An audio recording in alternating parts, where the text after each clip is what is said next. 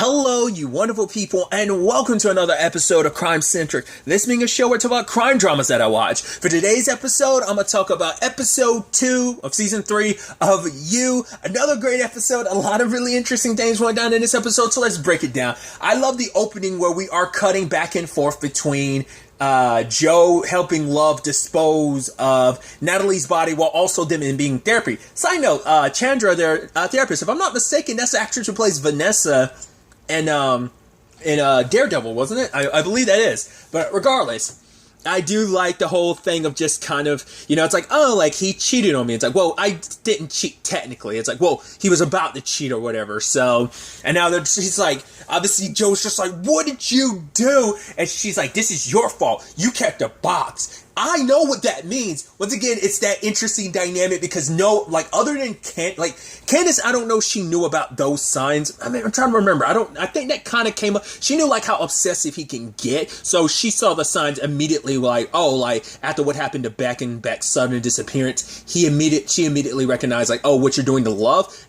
I know what you're doing. Like, that's why she tried to get close to him and everything. So there's that avenue to it. But it's like Love knows him on a level like no one else. It's like, oh, I know how you can get. I know your shtick. I know what you do. Like, you're getting obsessed about a person and you know what that can look like. So it's like she's actually saying like, this is all your fault. So he's wanting to try and dispose of the body because I brought it before, how methodical he can be and how impulsive she can be. And it's like, you didn't think about the fact is that she has a whole bunch of stuff on her that can be tracked. And Love's like, oh crap. Like, she did get spurred up in the moment. She's like, why does everyone keep calling me impulsive? And it's like, even Chandra's like, why does that word bother you so much? Because literally her mom had used it earlier, like while Joe was disposing of the body and she left with Henry. Her mom was like, oh, you buying that? It's like, well, our like money is currently influx. Granted, they don't have the money necessary for Love to open up a bakery and like have a 3-year lease. It's like, she's like, that's not the influx you kind of made it sound like. It's obviously a lot more going on in that regard. But I thought that was fascinating how they'd set that up to be a thing of just like, once again, playing into that, like, even her mom referring to her as impulsive, and it's like, that's kind of her trigger word. So and just, I love, you cut to Joe just like, fuck this, fuck my wife, fuck this, fuck that. It's like, he's like, the entire time I thought Natalie was the issue for my marriage. It's like, no, the real issue in my marriage is my fucking wife. And I'm like, in the context of the show, it's like, that has its own meaning, but in the end, it's almost a funny thing of just kind of like, yeah,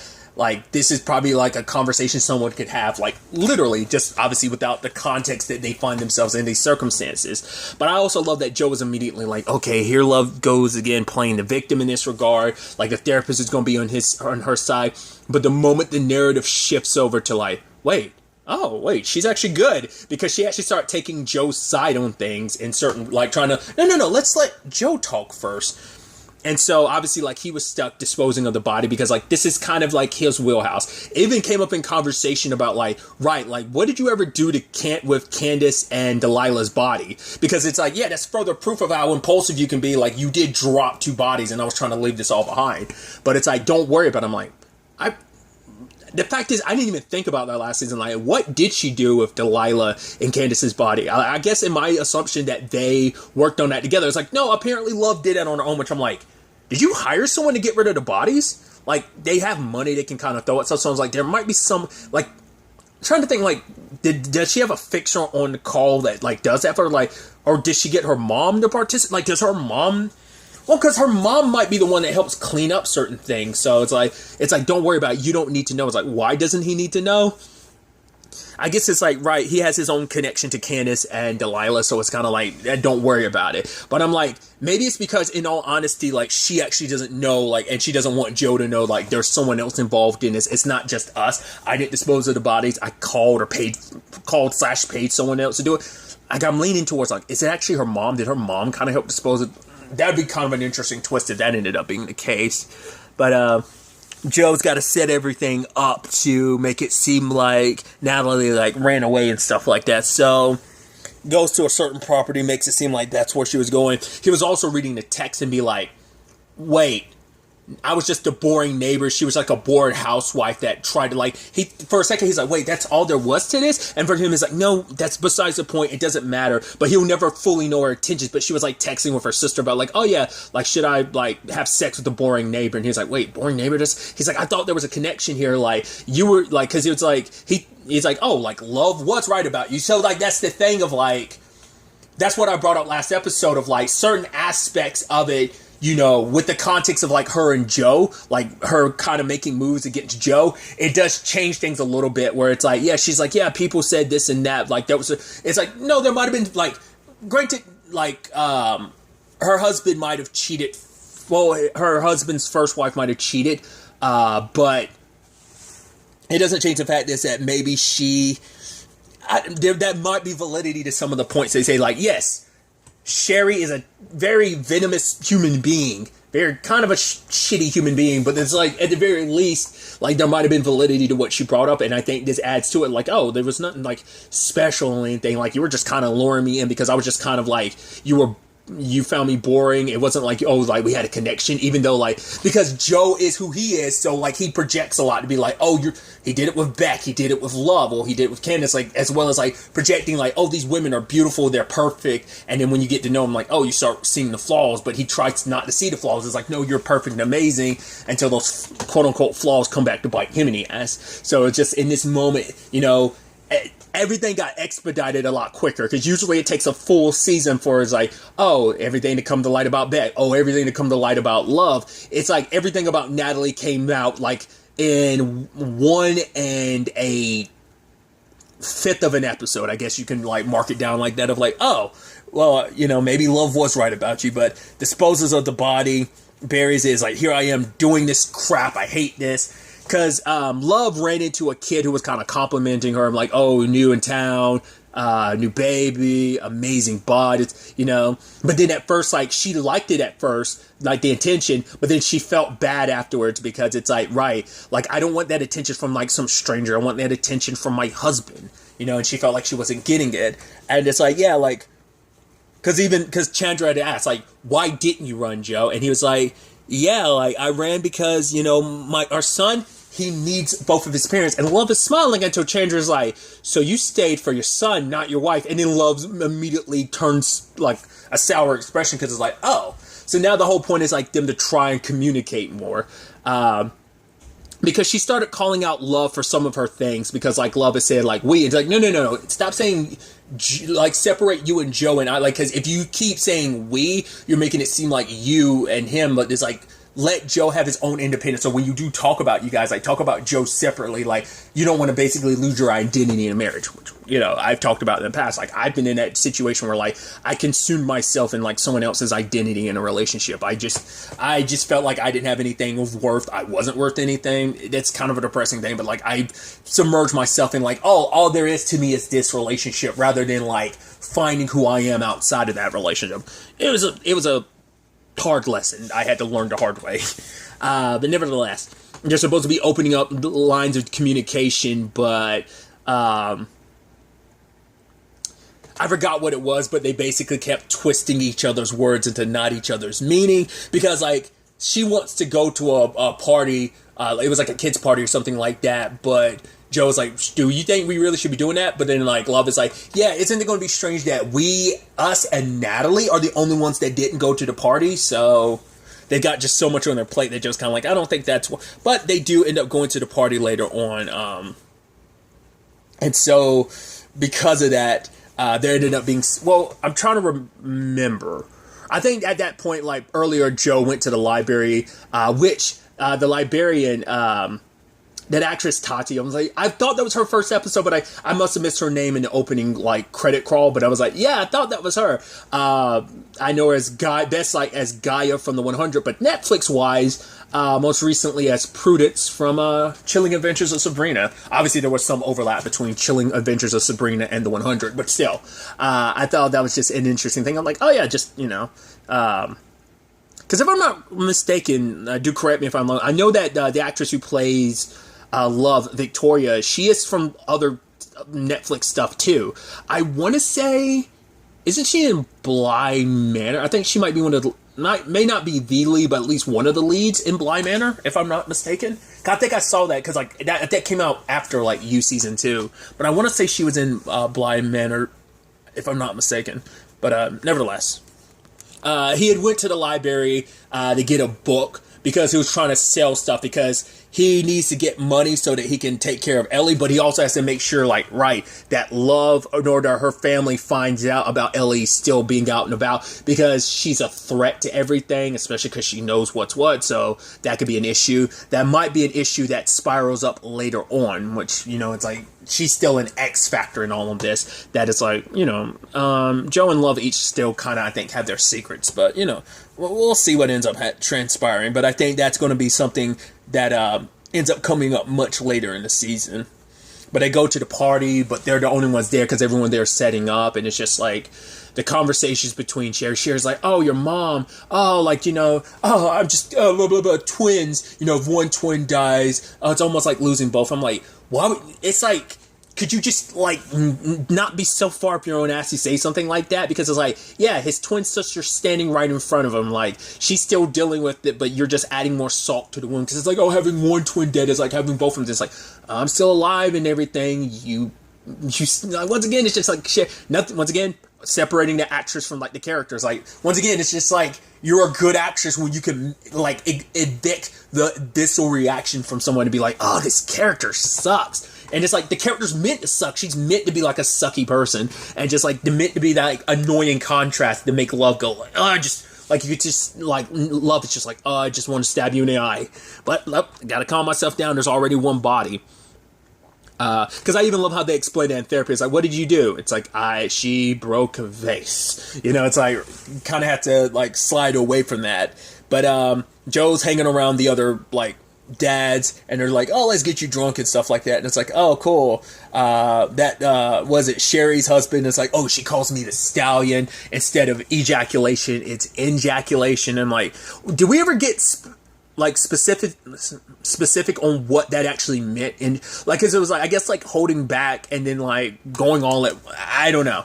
I guess that's it. Like, rather than like jacking off the other time, it steals your focus. So ejaculation is just kind of like not jacking off and focusing on everything, and then like you go to town like later on, because even later on he's like, oh, don't worry, like once I give Sherry the business, oh, she'll kind of forget about everything, like, wink wink nudge nudge, because Love did prepare the cake. She's like, oh, they're gluten-free, they're this, they're that, and it's like, she offered one to share, but Sherry was like, oh, no, I don't like raspberry. She started scratching, and I was like, is she allergic to raspberry or something? Or what was that?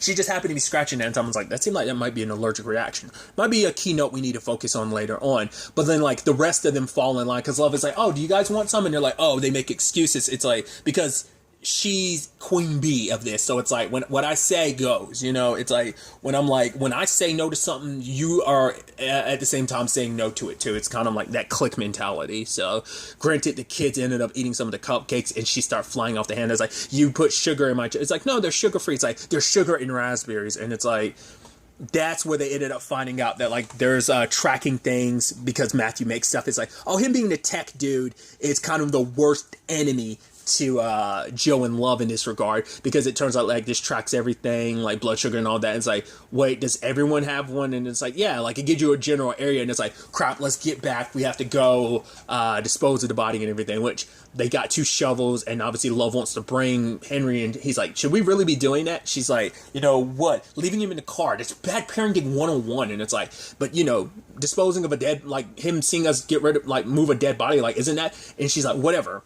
So they're going and digging it up, and then obviously like looking at her, the state of like Natalie, and Love is like, oh my god. She's like, why does she look like that? I had to remove her teeth, and she's like, right, or the dental like, it's seeing the ugly side of this thing, because that's what I'm saying. Like, she didn't have to, whoever it was, she didn't directly deal with the cleanup, like covering up the tracks. Plus, Joe's pretty good at this and stuff like that, because that came up during the argument about like how he got rid of like bodies before. It's like, yeah, like I ended up having to, like, rather than, I tried to slice and dice him, but then I had to grind them up. And she's like, oh my god, Joe, I still use that. It's like, what? You know, it's like, that is kind of messed up. That would kind of throw you for a loop. But you see the look on Love's face, like she's like freaked out, and I'm like, huh. I was like, that's so interesting for her to have that perspective. I was like, well, I mean, you did kind of like kill her. So it's interesting for you to be all judgmental. So it's like, right, we got to get moving.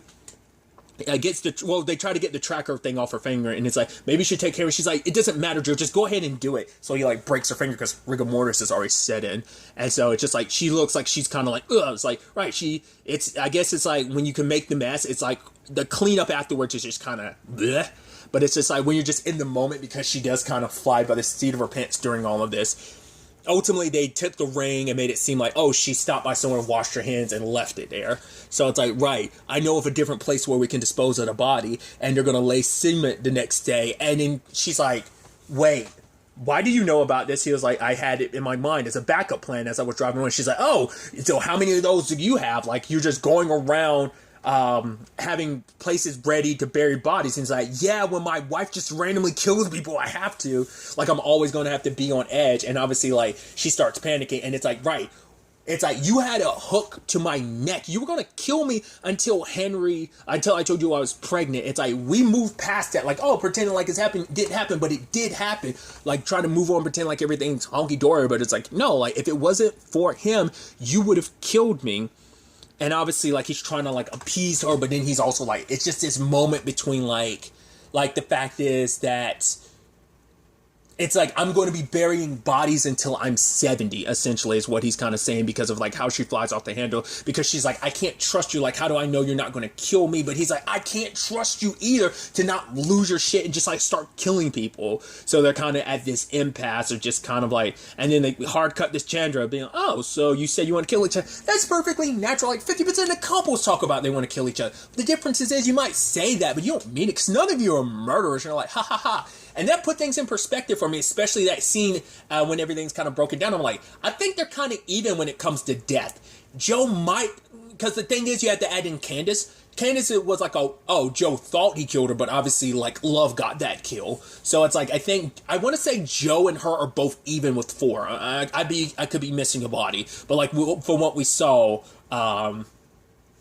it was really interesting kind of getting into, like, the minutia of, like, why they are the way that they are.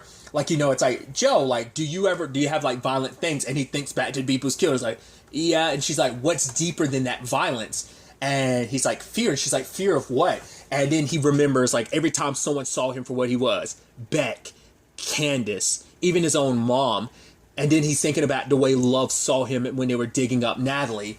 It's like, he's afraid that if people saw the real him, they'd go away. You know, it's like, right. Like, because he never feels like he's accepted. Then we get into, like, and Love in that moment kind of felt like, oh, like, because, like, Joe's never been that open and on. So she grabs his hand, and obviously it's like, right, when you do what you do, like, what crosses, like, like, obviously Love had thought about what she did. And it's like, everything I do is to protect my family. It's like, well, why is that? It's like, why family? It's like, because that's what you do. You know, and love is unconditional. So, but why does that love have to be unconditional? Because she's like, if people saw how ugly I really am, and then Joe finishes, they'd go away. I'm like, oh my God. At the root of it, it's like the reason why they're like so water and oil, ice and fire towards each other is because, truth be told, is they're so similar on some core. They have abandonment issues. They're like, if the people in our lives ever saw us for who we really are, they'd run away. And like, that's what makes Love want to latch on to Joe so much, because both of them thought they found someone, like, but now it's the perspective of finally seeing, like, wait, you get me. I get you and you get me. Like, we have the same underlining issues for, like, what drives us to do what we do.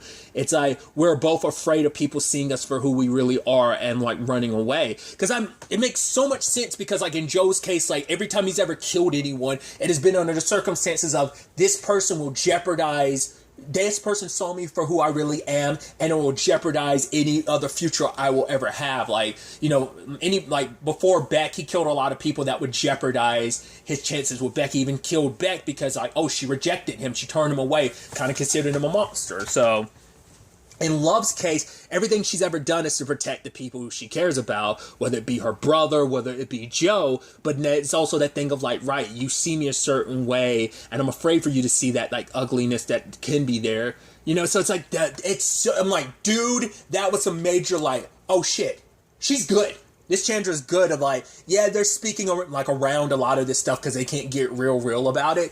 But man, is it so fascinating, like to get to that underlining issue. And even Joe's like, yeah, this is kind of terrifying, like terrible stuff we're bringing up. But it's like, he's like, why do I feel such relief? And then Chandra talks about like, right, you don't have to be opposing each other. You can be on the same team. And Joe's like, same team. It sounds nice. And then Love is like, yeah, that sounds good. And it's like, that's the thing of like, they're on the same team. And then like Chandra brings up like, plus, like, once you're able to, like, fully trust, she's like, the sex is amazing. I mean, even to the point, don't even tell your unmarried friends about it because they won't know how good it is. And it's like, I was like, wow, that's an interesting bonus to it. So I was like, that's fascinating because I think for the first time, Joe and Love are able to fully be themselves because Joe was putting up a masquerader trying to be who he thought Love wanted him to be, who he thought he needed to be for Love, and Love was putting up a front of who she thought she needed to be. But now it's like barriers are down, walls are down. We've seen each other for who we really are. And things kind of clicked. And that moment, you know, Joe is seeing Love with Henry. And it's like, oh, like, look at the rabbits and the babies. And then Joe's like, there you are. Like, the woman I fell in love with, like, that nurturing, motherly side of you. Like, you've always been, he's like, I was so blind to it. And she's like, yeah, I'm so sorry. Like, of course you love our son. And she's like, it's not just our son. I love you. And they do the thing, have some great sex after. And it's like, right. But, you know, Joe, like, they're making a promise to each other. It's like, she's like, you know, I would kill for you, Joe. And he's like, I would kill for you, too, and Henry. And it's like, but, you know, she's like, I promise to make it so that you won't have to. And he's like, I promise, too. He's like, I'm going to create us a safe space. And I was like, safe space? All right. And it becomes the bakery. The little glass thing that he had before, it's like, well, it got rebuilt here. This could be like, you know, taking things slow, having this place that like lets them kind of take a breather, and it's like, you know, being so open and trusting.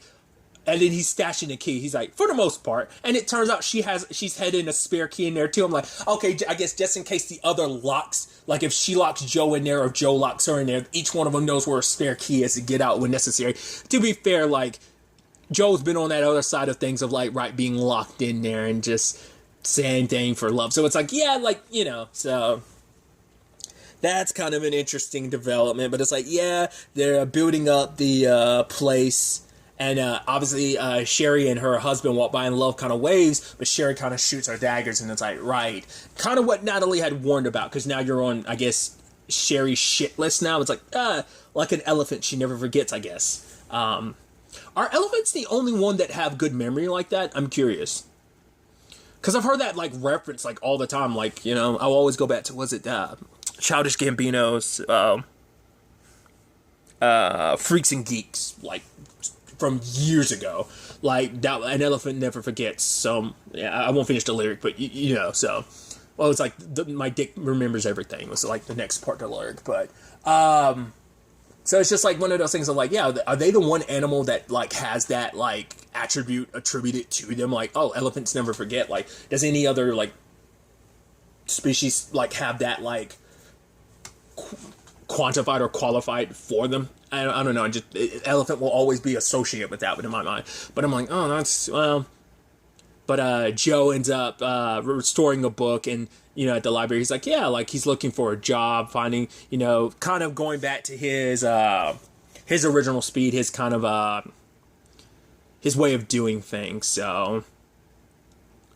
But obviously Love is worried about, like, right, it's been a couple days, they have to know, like, something's up at this point. So she goes over and visits, and it turns out, oh, the kid she met, that's Theo, his son, and you're like, okay, from his previous marriage, and it's like, okay, cool, and it's like, yeah, sorry, Love, but we're dealing with something right now. She goes back, and it's like, all right, like, yeah, like, shit's about to hit the fan because the cops roll in, so they're talking about Natalie's disappearance and everything, so, but whatever it is that's coming, we'll face it together, which I'm like, what blew my mind is, like, I'm like, whoa, it's episode 2, and they're in a better spot. Yeah, they've still got some wounds to heal, like as Joe said, like, it's going to take some time for those wounds to heal, which also makes this whole thing so interesting, and I'm sure the book is probably written from Joe's perspective as well. Maybe, maybe not.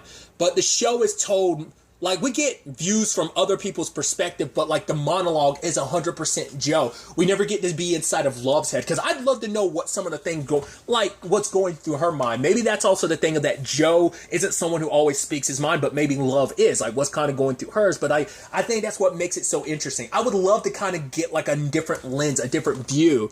It'd be kind of pretty dope. Like, I don't expect him to do this, but it'd be interesting if, like, at least for one episode, instead of being inside of Joe's head, you were inside of, like, Love's, kind of getting her, like, the episode kind of from her perspective on things. So, I don't know. I just think that's kind of interesting, especially because they're supposed to be a team. So it'd be neat if, like, going forward, you would get more from, like, Love's perspective. But, yeah, for now, everything's good. Like I said, still got work, but I'm like, it's episode 2. There are still 8 more episodes for shit to go horribly wrong. Once again, I've got fingers crossed. I'm like, I hope Love and Joe make it. I hope these kooky kids make it.